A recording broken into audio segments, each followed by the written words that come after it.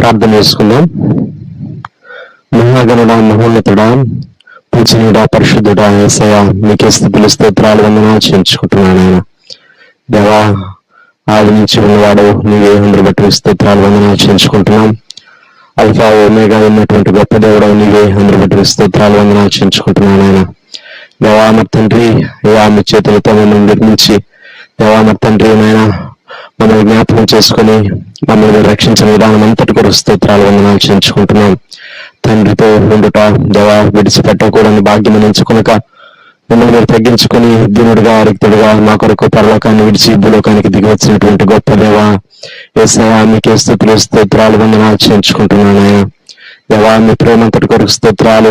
దేవా మీరు మా ఎడలు కనపరుస్తున్నటువంటి మీ కృప వాత్సల్యత సమస్తం కొరకు మీ స్తోత్రాలు వందనాలు చేయించుకుంటున్నాం. దేవా మరి తండ్రి దినదినము నూతనమైనటువంటి కృపతో నింపుతూ మమ్మల్ని నడిపిస్తూ పోషిస్తున్న విధానం అంతటి కొరకు స్తోత్రాలు వందనాలు చేయించుకుంటున్నాను. ఆయన దేవా మరి తండ్రి మీ ప్రేమ యొక్క లోతు వెడల్పు ఎత్తు పొడవు దేవా మేము కొలవలేము. ఆయన దేవా మరి తండ్రి అంత అధికమైనటువంటి ప్రేమతో మేము మమ్మల్ని ప్రేమిస్తున్న విధానం అంతటి కొరకు స్తోత్రాలు. దేవా మరి తండ్రి మీ కృప మాయలు ఎంతో హెచ్చుగా ఉన్నది, అందరి బట్టి మీ స్తోత్రాలు చెల్లించుకుంటున్నాం. ప్రభా మరి తండ్రి నాయన మా దైవజనులను మీరు జ్ఞాపకం చేసుకుని మీ ఆత్మాభిషేకంతో నింపి బలపరిచే బలంగా మీరు వాడుకోమని ప్రార్థన చేస్తున్నాం. దేవా దైవజనుల ద్వారా దేవా ఎలా నాయన మీ వాక్యం ద్వారా అనేక పర్యాయాలు మీరు మాతో మాట్లాడుతూ మమ్మల్ని బలపరుస్తూ వచ్చిన దినాలన్నిటి కొరకు స్తోత్రాలు. మేమంతటినీ మా కొరకు దీవించమని యేసుక్రీస్తు వారి అతి పరిశుద్ధమైన నామంలో స్తుతించి ప్రార్థన చేసి అడిగి వేడుకుంటున్నాం పరలోకపు తండ్రి, ఆమేన్. ప్రకారంగా 91వ కీర్తన చదువుకుందాం. ప్రియుడా, మహోన్నతుని చాటున నివసించువాడే సర్వశక్తి మీదను విశ్రమించువాడు. ఆయన నాకు ఆశ్రయము, నా కోట, నేను నమ్ముకున్న నా దేవుడని నేను యెహోవాను గురించి చెప్పుచున్నాను. వేటకాని ఊరిలో నుండి ఆయన నిన్ను విడిపించును, నాశనకరమైన తెగులు రాకుండా నిన్ను రక్షించును. ఆయన తన రెక్కలతో నిన్ను కప్పును, ఆయన రెక్కల క్రింద నీకు ఆశ్రయం కలుగును. ఆయన సత్యము కీడమును డాలునై ఉన్నది. రాత్రి వేళ కలుగు భయమునకైనను, పగటి వేళ ఎగురు బాణమునకైనను, చీకటిలో సంచరించే తెగులనికైనను, మధ్యాహ్నం మంది పాడుచు రోగమునకైనను నీవు భయపడుకుందువు. నీ ప్రక్కన 1000 మంది పడినను, నీ కుడి పక్కన 10,000 మంది కూలినను అపాయం నీ ఎద్దుకు రాదు. నీవు కన్నులారా చూచుచుండగా భక్తిహీనులకు ప్రతిఫలం కలుగును. యెహోవా నీవే నా ఆశ్రయము అని నీవు మహోన్నతుడైన దేవుని నీకు నివాసస్థలముగా చేసుకుని ఉన్నావు. నీకు అపాయం ఏమీ రాదు, ఏ తెగులును నీ గుడారము సమీపించదు. నీ మార్గములన్నిటిలో నిన్ను కాపాడుటకు ఆయన నిన్ను గూర్చి తన దూతలకు ఆజ్ఞాపించను. నీ పాదములకు రాయి తగలకుండా వారు నిన్ను తమ చేతుల మీద ఎత్తి పట్టుకుందరు. నీవు సింహములను, నాగుపాములను ప్రొక్కెదవు, కొదమ సింహములను, భుజంగములను అనగదొక్కెదవు. అతడు నన్ను ప్రేమించుచున్నాడు గనుక నేను అతన్ని తప్పించదును. అతడు నా నామము ఎరిగిన వాడు గనుక నేను అతన్ని గణపరచదును. అతడు నాకు మొరపెట్టగా నేను అతనికి ఉత్తరమిచ్చదును. శ్రమలో నేను అతనికి తోడై ఉండదును. అతను విడిపించి అతన్ని గొప్ప చేసేదను. దీర్ఘాయు చేత అతనిని తృప్తిపరచదును. నా రక్షణ అతనికి చూపించదును. ఆమేన్. సమయంలో మనం దేవుని వాక్యం ఉన్నాం. సమయంలో నిర్గమకాండ గ్రంథం 34వ అధ్యాయం 29వ వచనం చదువుకుందాం. మోషే సీనాయి కొండ దిగుచుండగా శాసనములు గల ఆ 2 పలకలు మోషే చేతిలో ఉండెను. అతడు ఆ కొండ దిగుచుండగా ఆయన అతనితో మాట్లాడుచున్నప్పుడు తన ముఖ చర్మము ప్రకాశించిన సంగతి మోషేకు తెలిసి ఉండలేదు. 35వ వచనం. మోషే ముఖ చర్మం ప్రకాశింపగా ఇశ్రాయేలీయులు మోషే ముఖమును చూచిరి. మోషే ఆయనతో మాట్లాడటకు లోపలికి వెళ్ళు వరకు తన ముఖం మీద ముసుగు వేసుకొని. ప్రియమైన వారలారా, ఈ సమయంలో నిరాశ నుండి మహిమ దర్శన స్థితికి ప్రయాణం చేసిన భక్తుడు, దైవజనుడు, ప్రవక్త, ఇశ్రాయేలీయుల గొప్ప నాయకుడు మోషేను గూర్చి మనము జ్ఞాపకం చేసుకోబోతున్నాం. Moving from region of depression to the region of God's glory అని మనము మోషే జీవితంలో ఈ దశను గూర్చి చెప్పవచ్చు. నిరాశ చుట్టూ కమ్మినటువంటి పరిస్థితుల్లో నుండి దేవుని మహిమను చూచేటటువంటి పరిస్థితుల్లోనికి మోషే తన జీవితంలో మూవ్ అయినటువంటి విధానం, దేవుడు నడిపించినటువంటి విధానం మనం ఇప్పుడు జ్ఞాపకం చేసుకోబోతూ ఉన్నాం. మోషే ఐగుప్తీయుల సకల విద్యలలో ప్రావీణ్యం కలిగిన వాడని, మాటల యందును కార్యముల యందును ప్రావీణ్యత కలిగిన వాడని స్టెఫను తన ప్రసంగంలో అపోస్తల కార్య గ్రంథం 7వ అధ్యాయంలో 22వ వచనంలో అన్నాడు. మోషే ఐగుప్తీయుల సకల విద్యలను అభ్యసించి మాటల యందును కార్యముల యందును ప్రవీణుడై ఉండెను. సో మోషే తాను అనుకున్నటువంటి తన వాదాన్ని ప్రజెంట్ చేయటానికి చాలా కన్విన్సింగ్ గా ప్రజెంట్ చేయగలిగినటువంటి క్యాపబిలిటీ, కమ్యూనికేషన్ స్కిల్స్ కలిగినటువంటి వాడు అని మనకు అర్థమవుతుంది. ఐగుప్తీయుల సకల విద్యలు, అక్కడ ఉన్నటువంటి బ్రాంచెస్ ఆఫ్ నాలెడ్జ్. ఎందుకంటే రాజకుమార్తె గృహంలో పెంచబడ్డాడు గనుక వాటన్నిటినీ అభ్యసించాడు, వాటన్నిటినీ నేర్చుకున్నాడు. ఇన్ని నేర్చుకున్నటువంటి మోషే తన యవన జీవితంలో చాలా పరిస్థితుల్లో నుంచి వెళ్ళవలసి వచ్చింది. నిర్గమకాండం 2వ అధ్యాయం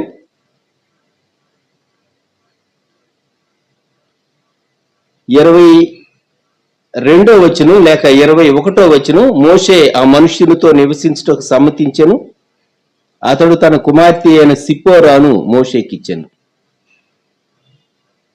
అలాగే 22వ వచనం, ఆమె ఒక కుమారుని కన్నప్పుడు మోషే, నేను అన్యదేశములో పరదేశినై ఉంటిని అనుకొని వానికి గెర్షోము అని పేరు పెట్టెను. పరదేశి, గెర్షోము అనే పేరుకి అర్థం.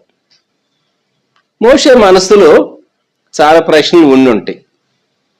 మన మనసులో కూడా ఇటువంటి ప్రశ్నలు వస్తూ ఉంటాయి. ఒక ప్రశ్న, నా జీవితం అంత వేస్టేనా, is my life a wastage అనేటటువంటి ప్రశ్న సహజంగా మనకు వస్తూ ఉంటుంది. దేవుడు శ్రేష్టమైనటువంటి ఉద్దేశంతో మనల్ని ఆయన సృజించాడు. దేవునికి ఒక పర్పస్ ఉంటూ ఉన్నది. దేవుని ఉద్దేశాన్ని గ్రహించి మనం ఆ ఉద్దేశానికి లోబడితే దేవుడు చక్కగానే మన జీవితాలను రూపొందించగలడు. మన జీవితం వృధా కాదు. మోషేకి ఈ ప్రశ్న ఖచ్చితంగా వచ్చి ఉంటుంది, నా జీవితం వృధాయేనా, వృధాయేనా. ఎందుకు అంటే 3వ అధ్యాయంలో దేవుడు తనతో మాట్లాడక మునుపు మోషే జీవితంలో 40 సంవత్సరాలు 40 సంవత్సరాలు 40 సంవత్సరాలు 3 40లు మొత్తం 120 సంవత్సరాలు జీవించినటువంటి మోషే జీవితంలో మొదటి 40 ఐగుప్తు రాజప్రాసాదంలో తాను గడిపితే, రెండవ 40 మిద్యాను అరణ్యంలో తాను గడపవలసి వచ్చింది, మందలను మేపవలసి వచ్చింది. తానెవరో తన ఐడెంటిటీ చెప్పుకోవటానికి సిగ్గుపడాలి, ప్రూవ్ చేసుకోవటానికి కూడా అవకాశం లేదు. తానెవరో చెప్పినా ఎవరు నమ్మరు. కారణం, అంత గొప్ప వ్యక్తివైతే నువ్వు ఇక్కడ ఎందుకున్నావు, ఒక కాపరిగా ఎందుకున్నావు అని ఎవరైనా ప్రశ్నించవచ్చు.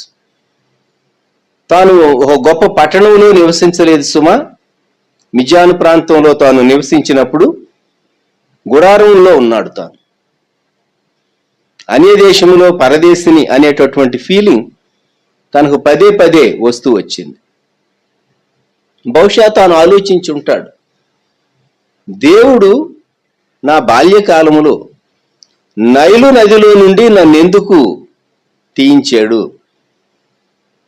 హెబ్రీల ప్రతి మగపిల్లవాడిని నైలు నదిలో పడవేసినటువంటి కాలంలో సరిగ్గా ఆ సమయానికే రాజుగారి కుమార్తె స్నానమునకు, ఏటి స్నానానికి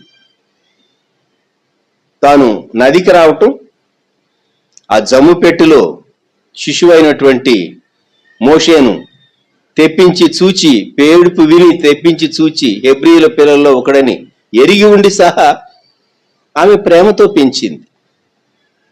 మరి ఇంత చక్కగా నన్ను నీటి నుండి తీసి రాజభవనంలో పెంచి ఈ పరిస్థితిలోనికి దేవుడు ఎందుకు తీసుకుని వచ్చాడు?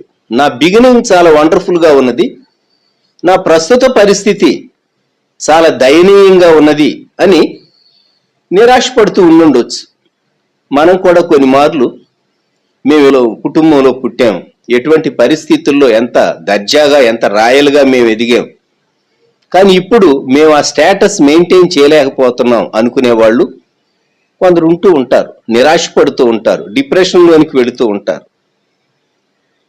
అంతేకాదు 40 సంవత్సరాల కాలం తాను నేర్చుకున్నది ప్రాక్టీస్లో పెట్టడానికి అవకాశాలు తనకు లేవు.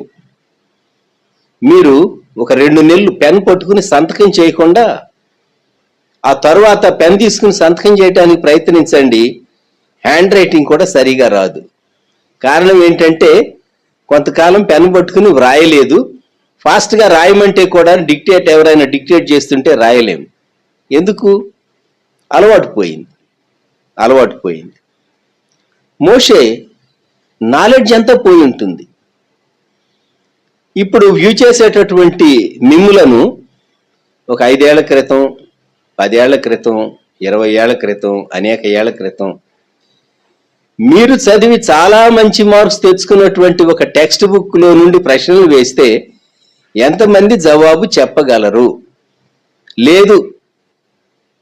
మీరు రివ్యూ చేసుకోవటానికి కొంచెం టైం ఇచ్చి మిమ్మల్ని అడిగితే ఎంతమంది చెప్పగలరు? చాలా కష్టం. అప్పుడేదో చదివేమో, పరీక్షలు రాసేసాం, అయిపోయింది, డిగ్రీలు చేతికి వచ్చినాయి, మంచి మార్కులు వచ్చినాయి, ఇప్పుడు అదంతా మా బుర్రలో ఎక్కడుంటుందండి అంటారు. మోషే చాలా స్కిల్స్ కలిగినటువంటి వాడు. చాలా స్కిల్స్ కలిగినటువంటి మోషే ఇప్పుడు అనానిమస్గా ఉంటూ ఉన్నాడు, ఎవరో అనామకుల్లాగా.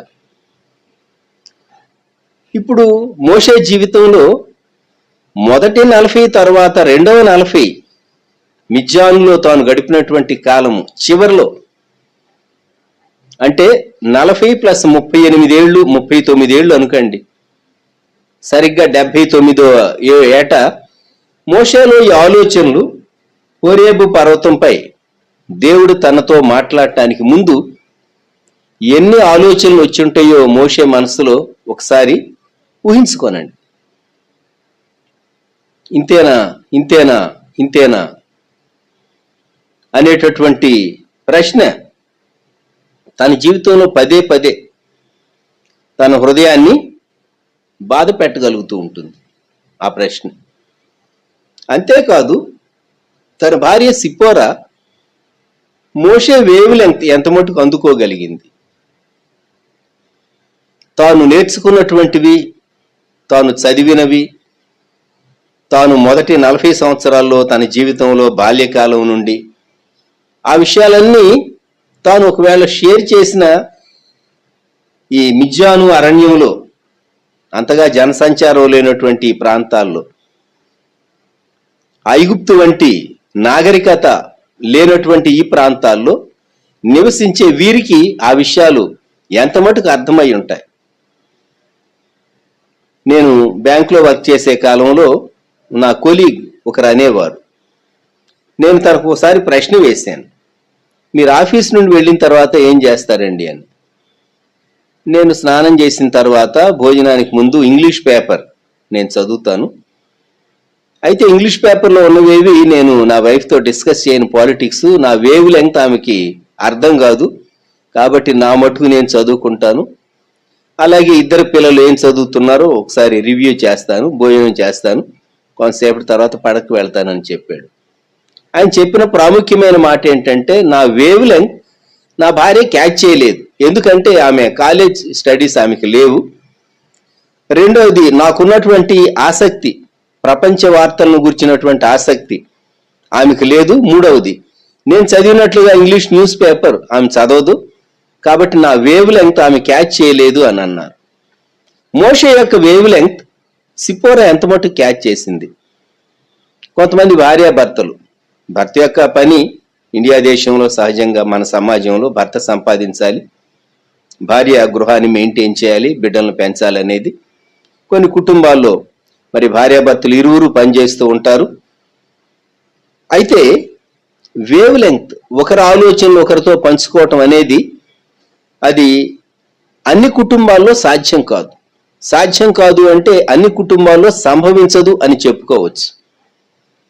ఇంకా చెప్పాలంటే ఎవరికి వారే బిజీగా ఉంటారు. జాబ్లో ఉన్నప్పుడు ఇద్దరు భార్యాభర్తలు జాబ్ చేసేవాళ్ళు అయితే జాబ్లో ఉన్నప్పుడు భార్యాభర్తలు ఫోన్ చేసి హలో హలో మాట్లాడుకుంటూ ఉండొచ్చు. కొన్నిసార్లు షిఫ్ట్లు వేరైనప్పుడు, డ్యూటీస్ వేరైనప్పుడు. సో మన వేవ్ లెంగ్త్ క్యాచ్ చేయగలిగినటువంటి పార్ట్నర్ కలిగి ఉండటం కూడా అది దేవుని కృపే. కొన్ని మార్లు టేస్ట్ అండ్ ప్రిఫరెన్సెస్ వ్యక్తులకు భిన్నంగా ఉంటే గాని కామన్ టేస్ట్ అండ్ ప్రిఫరెన్సెస్ ఇరువురు లైక్ చేసేటటువంటి కొన్ని సాధారణటువంటి అంశాలు అవి సంభాషణలో సంతోషాన్ని ఎక్కువ చేస్తాయి, సహవాసాన్ని ఎక్కువ చేస్తాయి. మోషేకి ఇంకో ప్రశ్న వచ్చి ఉండొచ్చు, మరి నా ప్రజల యొక్క సఫరింగ్ అలాగే ఉన్నదా, వారి శ్రమ ఎలా ఉన్నది, ఐగుప్తులో కేరో ప్రాంతంలో వారి యొక్క శ్రమ ఎలా ఉన్నది అని ఆలోచించి ఉంటాడు. ప్రతి రాత్రి బహుశా తన మనసులోనికి ఈ ప్రశ్న వచ్చి ఉండొచ్చు, దేవుడు ఎవరినైనా తాను ఒక నాయకునిగా లేక కొందరు నాయకులను వారిలో నుండి దేవుడు రైజప్ చేసి ఉంటాడా, వారు రాజుతో డీల్ చేస్తూ ఉండుంటారా, వారి పరిస్థితులు ఏంటి అని కూడా తాను ఆలోచించి ఉంటాడు. ఇప్పుడు ప్రస్తుత పరిస్థితి ఏంటి, ప్రస్తుత పరిస్థితిని గురించి మోషేకు తాజా సమాచారం అందించేటటువంటి వారు ఎవరు లేరు అని మనం జ్ఞాపకం ఉంచుకోవాలి. వార్తాపత్రికలు సహా లేనటువంటి కాలంలో మోషే జీవించాడు అని మనం జ్ఞాపకం చేసుకుంటాం. ఐగుప్తు నుండి ఇతర ప్రాంతాలకు రాజబాటలో ప్రయాణం చేసి లేకుంటే హైవేస్ లో ప్రయాణం చేసి వెళ్లేటటువంటి వర్తకులైనటువంటి వారు లేక కొద్దిమంది ప్రయాణికులైన వారు ఆ పట్టణం యొక్క లేక ఆ దేశం యొక్క వార్తలను గురించి దాన్ని వెళ్లేటటువంటి వారితో చేసే సంభాషణలను బట్టి కొన్ని ఆ నోట ఈ నోట మోషే చెవికి చేరి ఉండవచ్చు. అంతకు తప్ప స్పెసిఫిక్ గా తన కుటుంబాన్ని గురించి గాని తన ప్రజలను గుర్చినటువంటి క్షేమ సమాచారం తన దగ్గర లేదు, తెలుసుకునేటటువంటి మార్గం లేదు. ఈ రోజైతే మనం మన సెల్లోనే ప్రపంచంలో ఏ దేశం యొక్క పరిస్థితులు ఏంటో రాజకీయ పరంగా, ఆర్థిక పరంగా, వ్యాపార విషయాల్లో, భౌగోళికంగా ఏ దేశంలో ఏ రోజు ఏం జరుగుతున్నదో మనం మన దగ్గర ఉన్నటువంటి స్మార్ట్ ఫోన్ ద్వారా తెలుసుకోగలిగినటువంటి కాలంలో మనం ఇప్పుడైతే ఉన్నాం గాని ఆ కాలంలో వార్తాపత్రికలు సహా లేవు. అటువంటి దినాల్లో మోషే హృదయంలో ఎన్ని రకాలైనటువంటి ఆలోచనలు వచ్చుంటాయో ఊహించుకోనండి. అంతేకాదు మోషే మనసులోనికి ఒక ప్రశ్న వచ్చి ఉండొచ్చు, దేవుడు నాతో మాట్లాడతాడా, దేవుడు నాతో మాట్లాడతాడా, దేవుని స్వరము నేను వినగలనా, నా జీవితంలో నేను అనుకున్నటువంటి ఆశయం నెరవేరుతుందా. చాలా మార్లు మోషే నిరుత్సాహంలోనికి, నిరాశలోనికి వెళ్లిపోయి ఉంటాడు, డిప్రెషన్ లోనికి వెళ్లిపోయి ఉంటాడు. ప్రియమైనటువంటి సోదరుడా సోదరి, నీవు కూడా నీ జీవితంలో డిప్రెషన్ లోనికి వెళ్ళుంటావు. డిప్రెషన్ లోనికి ఎవరు వెళ్తారు అంటే అనుకున్నది సాధించలేనటువంటి వారు డిప్రెషన్ లోనికి వెళ్తారు. ఒక మంచి జీవిత ఆశయం కలిగి ఉండి కూడా దానిని నెరవేర్చలేకపోతే అయ్యో నేను చాలా మంచి ఆశయాన్ని సెలెక్ట్ చేసుకున్నాను గాని దానిని నేను నెరవేర్చలేకపోయేనే అనేటటువంటి నిరాశలోనికి కొందరు వెళుతూ ఉంటారు. కొందరు వారు అనుకున్నది కొంత మటుకు సాధించగలరు. అయితే కంప్లీట్ సాటిస్ఫాక్షన్ తో నేను ఏది చేయాలి అని ఆశించానో దాని అంతటినీ చేయగలిగాను అని అందరూ చెప్పలేరు. కొందరి ఆశయాలు లోకంలో చాలా సంపాదించుకోవాలి అని ఉంటుంది, చాలా సంపాదించుకోవాలని ఉంటుంది. అయితే మోషే జీవితంలో దేవుని ప్రజలను గుర్చినటువంటి ఆసక్తి తనకున్నది. లోకాన్ని సంపాదించుకోవాలనుకోలేదు. ఐగుప్తు ధనాన్ని తాను విలువైనదిగా ఎంచలేదు. అసలు కుమారుడికే పెట్టినటువంటి పేరు అన్య దేశంలో నేను పరదేశిని అని గెర్షోమ్ అని పేరు పెట్టాడు. తన ఆలోచనలు ఉన్నతమైనటువంటి విధానంలోనే ఉన్నవి. అయితే మోషే చాలా డిప్రెషన్ లో ఉన్నాడు అని చెప్పాలి. ఇంతకు ముందు మనం చెప్పుకున్నట్టు 79వ సంవత్సరం 80వ సంవత్సరం నిండుతూ ఉండగా మోషేలో ఆలోచనలు ఇంకెక్కువ అయిపోయి ఉంటాయి. అయితే అద్భుతం ఏంటంటే నిర్గమకాండం 3వ అధ్యాయం దేవుని పర్వతమైనటువంటి హోరేబు దగ్గర మందలు తాను మేపేటప్పుడు దేవుడు తనతో మాట్లాడినటువంటి వృత్తాంతం చూస్తాం. 4వ అధ్యాయం వచ్చేసరికేమో దేవుడు మోషేకు ఈ సూచనలు ఇచ్చి, కొన్ని సూచనలు ఇచ్చి, నీవు ఈ సూచ్య కార్యాలు చేయమని, ఆ తరువాత మోషే సాకులు చెప్పిన దేవుడు కోపపడి నీవే వెళ్ళాలి, నేను నీకు తోడే ఉంటాను, అహరోను నీకు తోడుగా ఉంటాడు అని చెప్పినటువంటి ఆ విషయాలు నిర్గమకాండం 4వ అధ్యాయంలో మనం చదువుతాం. నేను నీకు తోడై ఉంటాను, బోధిస్తాను మీకు అని చెప్పి మామగారి దగ్గర పర్మిషన్ తీసుకుని, ఇతరుల దగ్గర తాను పర్మిషన్ తీసుకుని తాను ఈజిప్టు బయలుదేరి, ఈజిప్టు వెళ్ళటం కొరకు బయలుదేరి తాను అహరోనును కలుసుకున్నటువంటి భాగం 4వ అధ్యాయం 27వ వచనంలో చూస్తాం. 40 ఏళ్ళు అయింది ఈజిప్ట్ నుండి బయలుదేరి వచ్చి. 40 సంవత్సరాలు అయిన తర్వాత ఒకరినొకరు చూసుకుంటే గుర్తుపట్టడానికి వీల్లేని రీతిగా కొన్ని మార్లు మారిపోతూ ఉంటారు వ్యక్తులు. కొన్ని లక్షణాలు, కొన్ని ఫీచర్స్ మాత్రమే గుర్తుపట్టగలరు. మరి 40 ఏళ్ల వయసులో ఐగుప్తు విడిచిపెట్టినటువంటి మోషే 80 ఏళ్ల వయసులో ఐగుప్తుకు తిరిగి వెళ్ళినప్పుడు తన రూపాన్ని ఊహించుకోండి. మంచి బలంతో, ఆరోగ్యంతో ఉన్నప్పుడు మోషే ఇప్పుడు ఎండకు ఎండి వానకు తడిసి ఆ తీవ్రమైనటువంటి పరిస్థితుల్లో మిద్యాన్ అరణ్యములో రఫ్ లైఫ్, గుడారాల్లో ఉంటూ, భవనాల్లో నివసించినటువంటి మోషే గుడారాల్లో ఉంటూ తాను 80 ఏళ్ల తర్వాత తన సహోదరుని అన్నను కలుసుకోవటానికి అహరోను మరి కలుసుకున్నటువంటి భాగం జ్ఞాపకం చేసుకుంటే మనకు చాలా ఆశ్చర్యం అనిపిస్తుంది. ప్రియమైనటువంటి వారలారా, ఈ సమయంలో నిరాశలో ఉన్నటువంటి మోషేను మనం గుర్తు చేసుకుంటున్నాం. నిర్గమకాండం 5వ అధ్యాయం నుండి 13వ అధ్యాయం వరకు మోషే అహరోన్లు వెళ్లి ఫరోతో మాట్లాడటం, ఫరో మొదట సమ్మతించకపోవటం, ఆ తర్వాత 10 తెగుళ్లు రావటం, ఈ విషయాలన్నీ మనం చూస్తాం. 14వ అధ్యాయం వచ్చేసరికి ఎర్ర సముద్రం దగ్గర ఉన్నటువంటి విమోచిత ప్రజలను చూస్తాం. 15వ అధ్యాయంలోనేమో వారు పాడినటువంటి పాట చూస్తాము, విమోచన గానము. ఆ తర్వాత వారి క్యాంప్స్, ఇశ్రాయేలీలు విడిది చేసినటువంటి అరణ్య యాత్రలో వారు విడిది చేసినటువంటి స్థలాలు చూస్తాం. అయితే 20వ అధ్యాయం వచ్చేసరికి దేవుడు మోషేతో మాట్లాడుతూ ఉన్నాడు. మోషే పర్వతం పైన ఉన్నాడు. 31వ అధ్యాయం వరకు నిర్గమకాండంలో దేవుడు అనేక విషయాలు మోషేతో చెప్పాడు.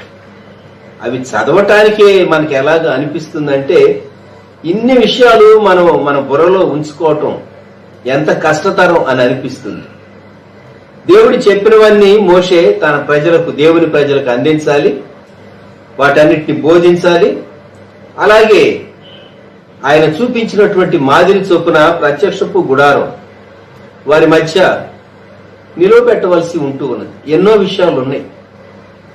సడన్ గా దేవుడు ఇంత భారం మోషే పైన పెట్టాడు.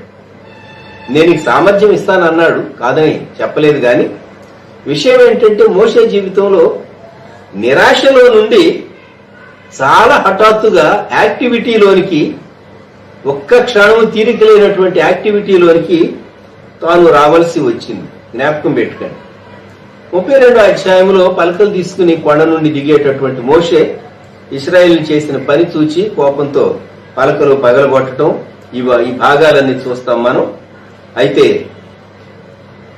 34వ అధ్యాయం వచ్చేసరికి దేవుడు చెప్పాడు, ఆ పలకల వంటివి నువ్వు చెక్కమన్నాడు.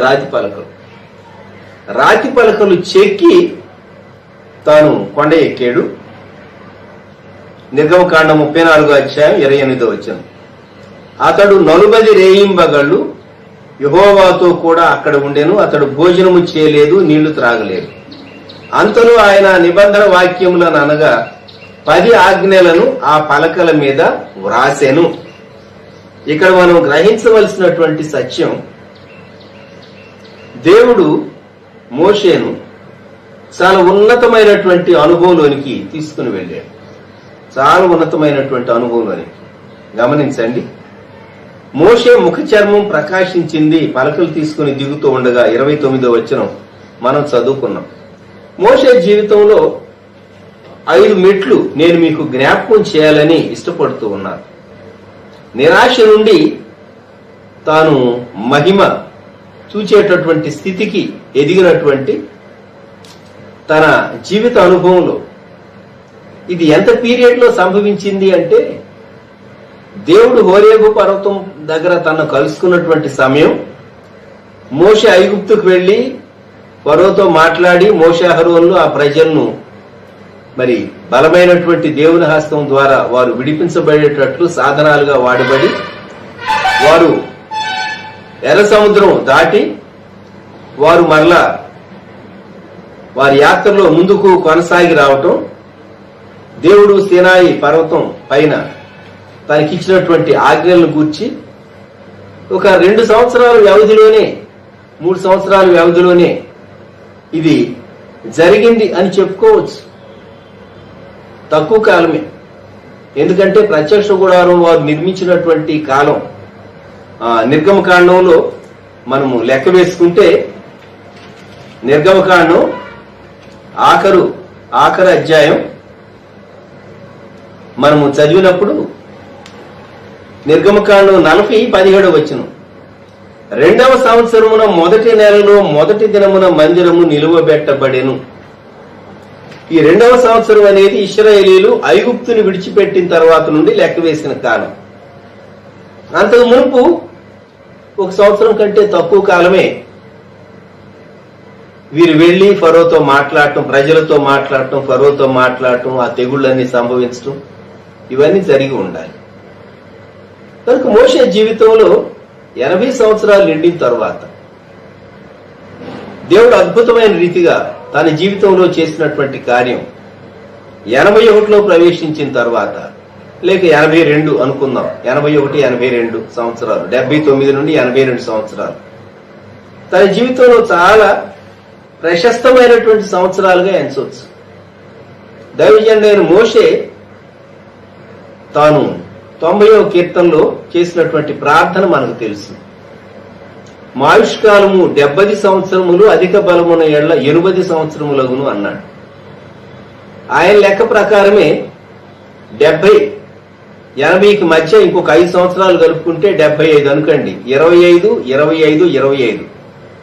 మనం ఒకవేళ 75 సంవత్సరాల వయసును తీసుకుంటే నీ జీవితంలో 50 సంవత్సరాలు నిండిన తర్వాత నీలో ఒకవేళ మిడ్ లైఫ్ క్రైసిస్ వచ్చి నేను సాధించలేకపోయాను జీవితంలో అనేటటువంటి నిరాశలో నీవు ఉంటే మోషే జీవితం చూచి నీవు ధైర్యం తెచ్చుకోవచ్చు.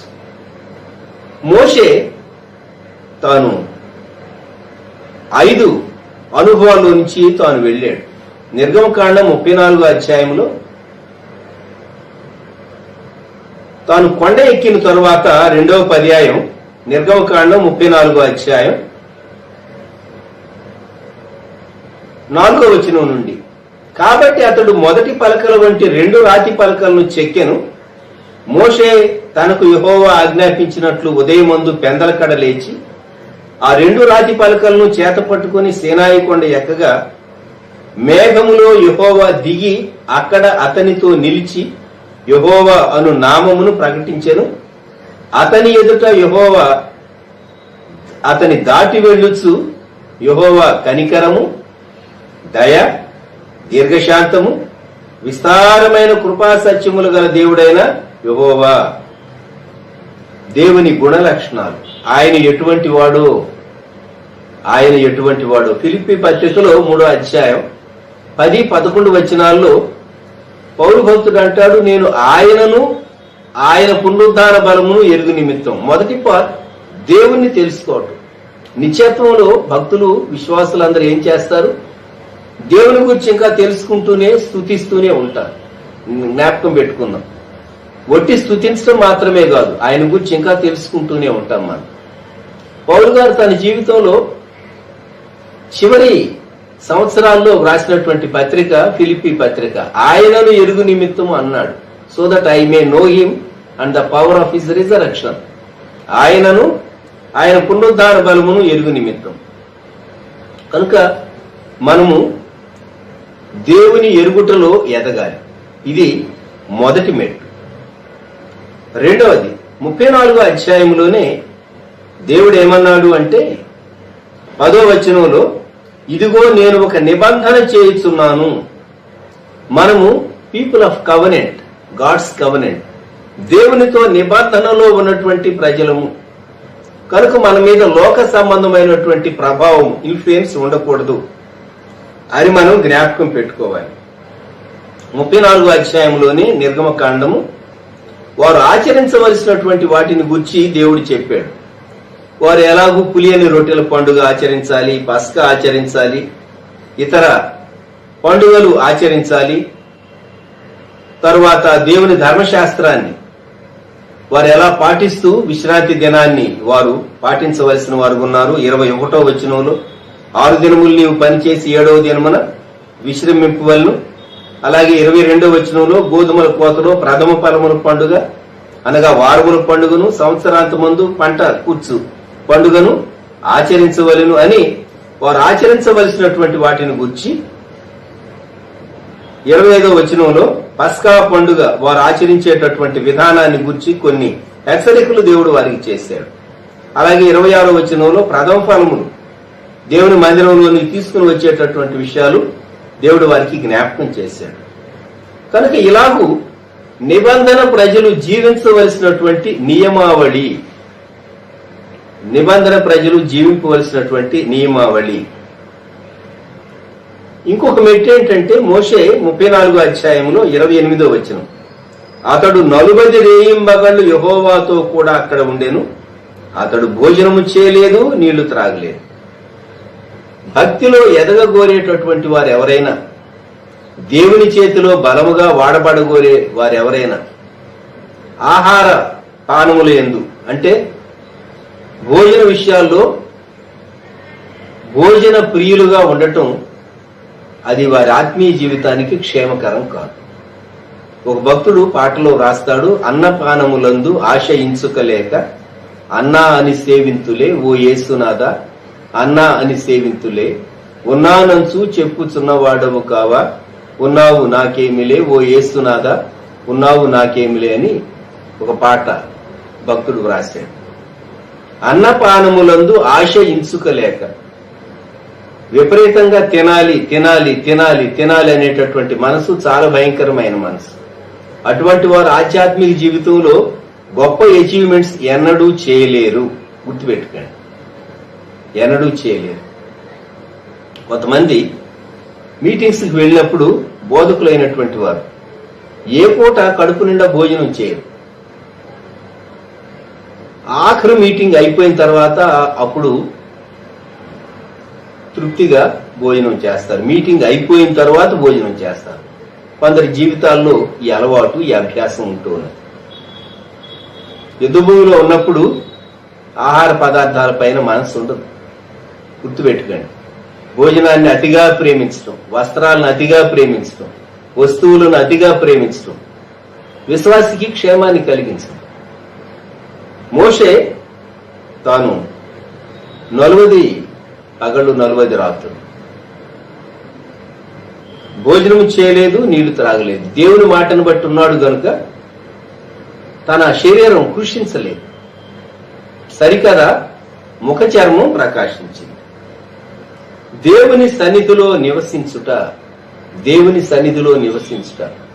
ఎఫ్సి పత్రికలో 1వ అధ్యాయం పౌలు భక్తుడు ఎఫెసు సంఘాన్ని గూర్చి చేసినటువంటి ప్రార్థనలో, ఓ ఎఫెసీ విశ్వాసులారా, మిమ్మలను గూర్చి నా ప్రార్థన ఇది అని చెప్తూ 17వ వచనం నుండి 19వ వచనం వరకు, మరియు మీ మనోనేత్రములు 1వ అధ్యాయం వెలిగింపబడినందున ఆయన మిమ్మును పిలిచిన పిలుపు వలనైన నిరీక్షణ ఎట్టిదో, పరిశుద్ధులలో ఆయన స్వాస్యం యొక్క మహిమైశ్వర్యం ఎట్టిదో, ఆయన క్రీస్తునందు వినియోగపరిచిన బలాతిశయమును బట్టి విశ్వసించు మనయందు ఆయన చూపుచున్న తన శక్తి యొక్క అపరిమితమైన మహాత్మ్యం ఎట్టిదో మీరు తెలుసుకొనవలనని మన ప్రభు అయిన యేసుక్రీస్తు యొక్క దేవుడైన మహిమ స్వరూపియగు తండ్రి తన్ను తెలుసుకొనుట యందు మీకు జ్ఞానమును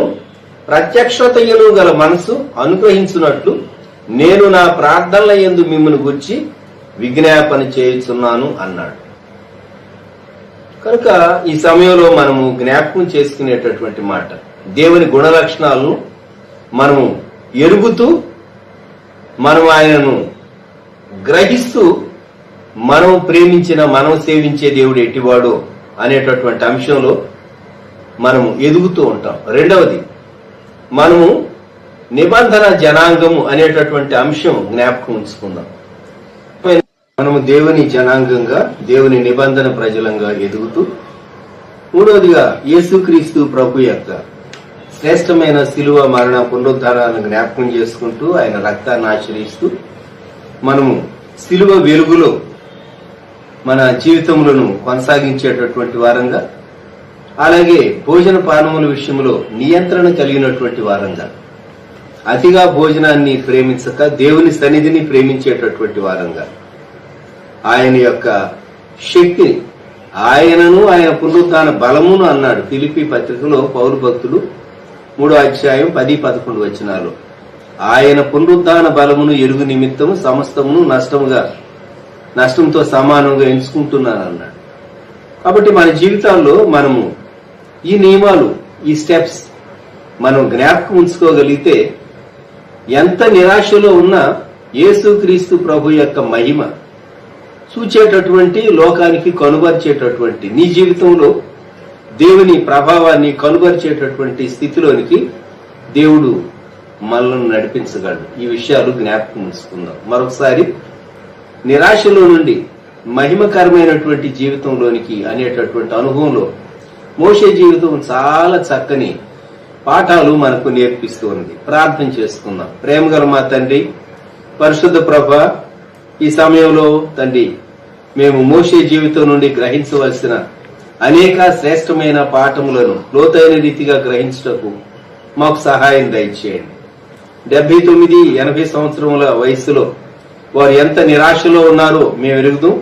మీ లేఖన భాగములు చదివినప్పుడు అటువంటి స్థితిలో నుండి కొద్ది కాలంలోనే ఒక్క క్షణం తిరిగి లేనటువంటి చాలా బిజీ లైఫ్ లోనికి, చాలా హయ్యర్ కాలింగ్ లోనికి, రెస్పాన్సిబిలిటీస్ లోనికి మీరు తనను పిలిచి, నడిపించి, బలపరిచి మీరు వాడుకున్నటువంటి విధానాన్ని జ్ఞాపకం చేసుకుంటే మా జ్ఞానానికి ఇది అందదు.